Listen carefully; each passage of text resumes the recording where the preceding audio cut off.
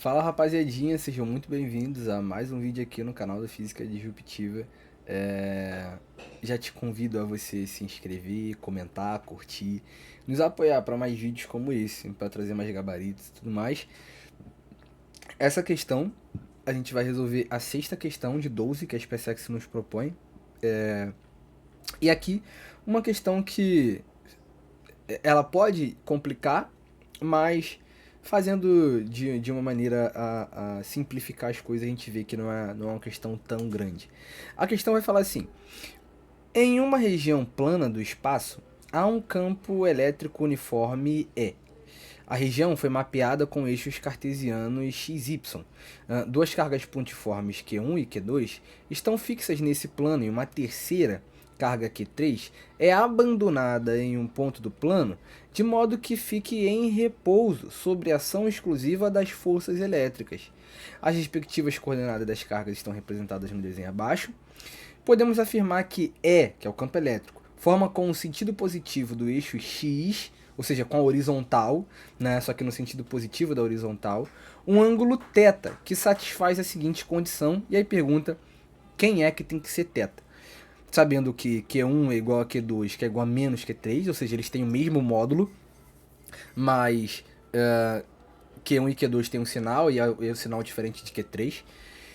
Y1 menos Y3 menos Y1 é igual a X3 menos X2, ou seja, esse lado aqui, esse lado aqui é a mesma coisa que esse lado aqui.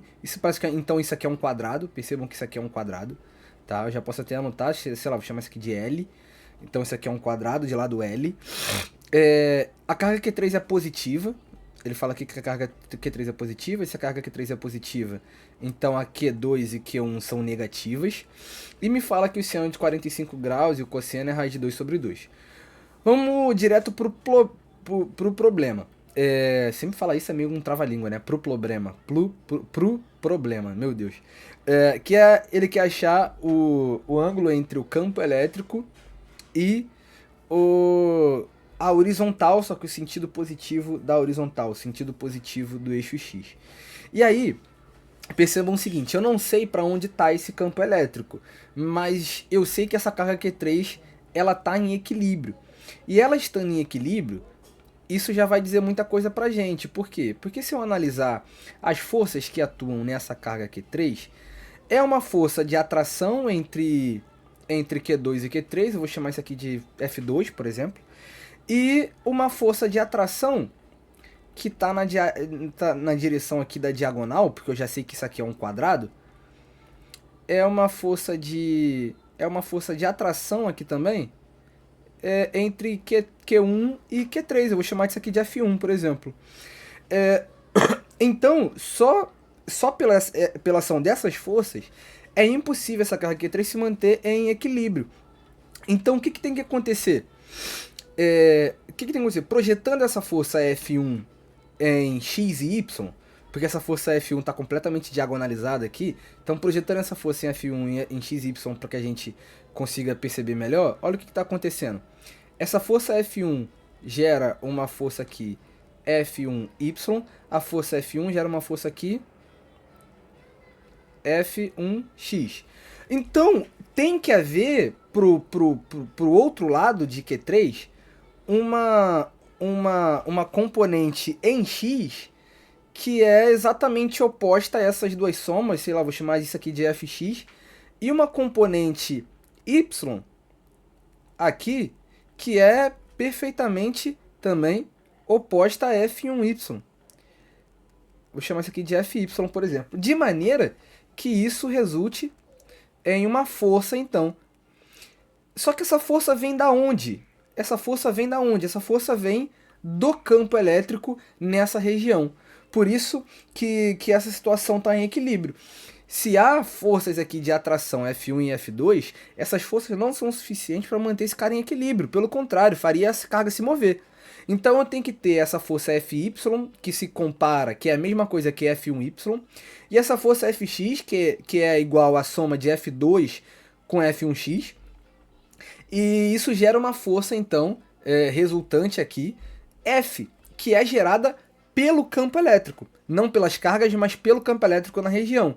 E se essa carga Q3 é uma carga positiva, então o campo elétrico ele está na mesma direção e no mesmo sentido, que essa força F. Então achar o ângulo θ entre o campo elétrico e a horizontal, esse ângulo θ aqui, é achar o ângulo θ também entre a força F e a horizontal.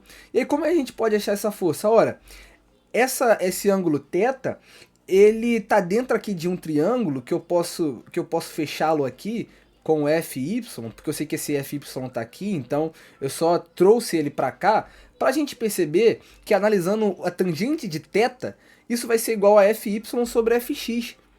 Então, achar esse θ tem a ver com mexer com a tangente de θ aqui, que vai ser igual a FY sobre FX. Todos esses caras aqui eu não coloquei vetor só por abuso de notação, tá? Só coloquei vetor no E, só para que a gente perceba essa noção, mas tudo isso aqui são vetores, só que eu só vou escrever os seus módulos, então por abuso de notação não coloquei o vetor ali em cima, tá? Então percebam, isso tem que ser igual a Fy sobre Fx, só que Fy é igual a projeção de F1 em y, e Fx é igual a projeção de F2 mais...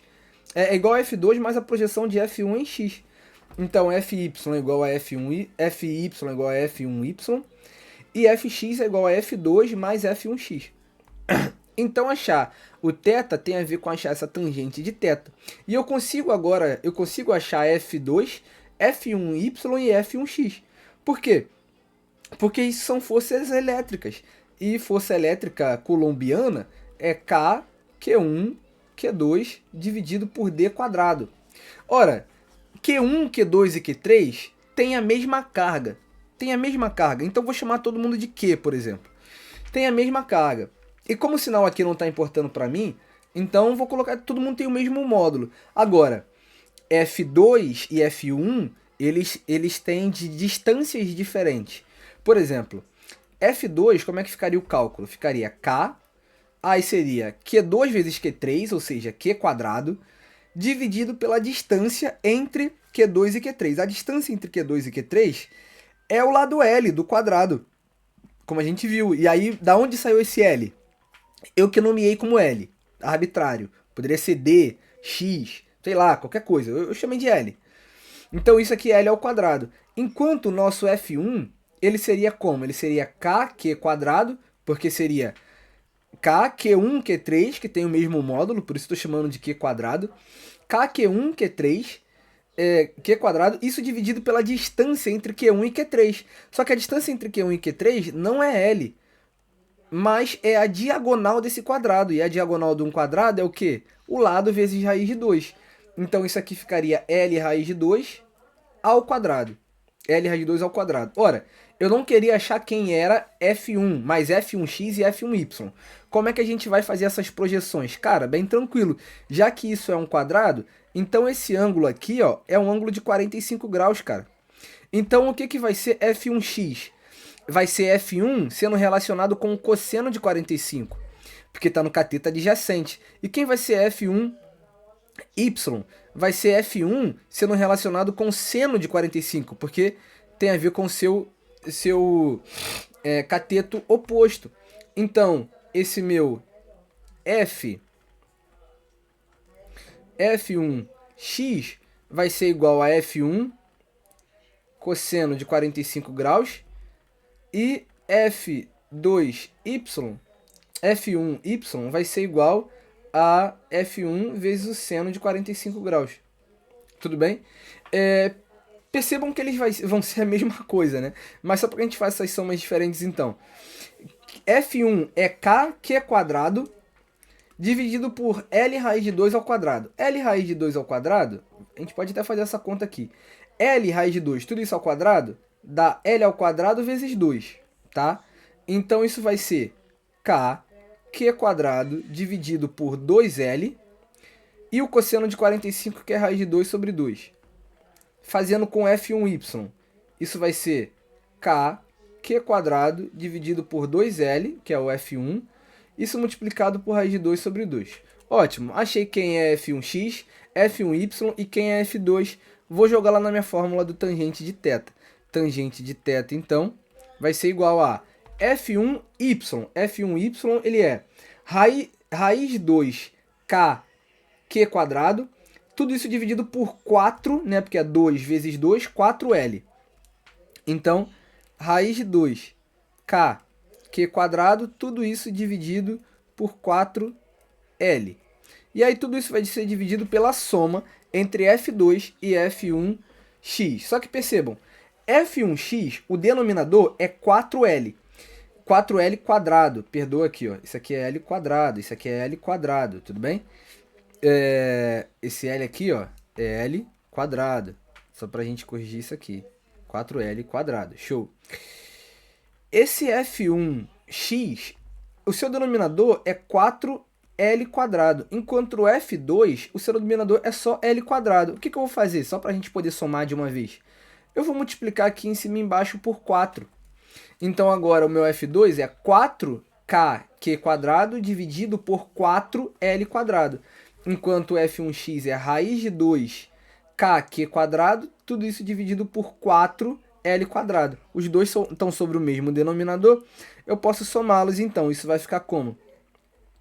Isso vai ficar 4qk ao quadrado mais raiz de 2qk quadrado, tudo isso dividido por 4L quadrado. Ora, 4L quadrado aqui, 4L quadrado aqui, eu posso simplesmente cancelar. Eu também tenho kq quadrado, kq quadrado, kq quadrado em todos esses carinhas. É como se eu botasse o kq quadrado em evidência e cortasse com o que está em cima. O que sobrou?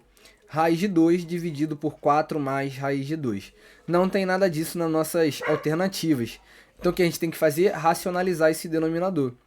Para racionalizar esse tipo de denominador, a gente tem que multiplicar em cima e embaixo pelo conjugado, que é 4 menos raiz de 2. 4 menos raiz de 2, 4 menos raiz de 2. Multipliquei pelo conjugado do que está no denominador.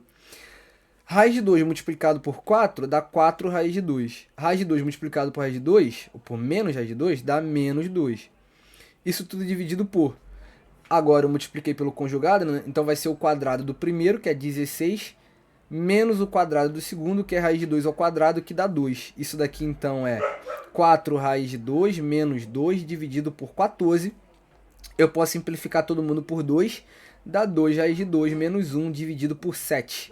Se a tangente de θ é isso, então θ é igual ao inverso, a arcotangente de 2 raiz de 2 menos 1, tudo isso dividido por 7. Gabarito aqui, então, é aqui arcotangente, 2 raiz de 2 menos 1 dividido por 7, gabarito, letra C.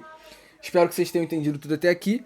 Qualquer coisa, comentem aí, já curtem, compartilhem, para nos apoiar a fazer mais vídeos como esse. Vocês estão no Física Disruptiva, eu encontro vocês no próximo vídeo.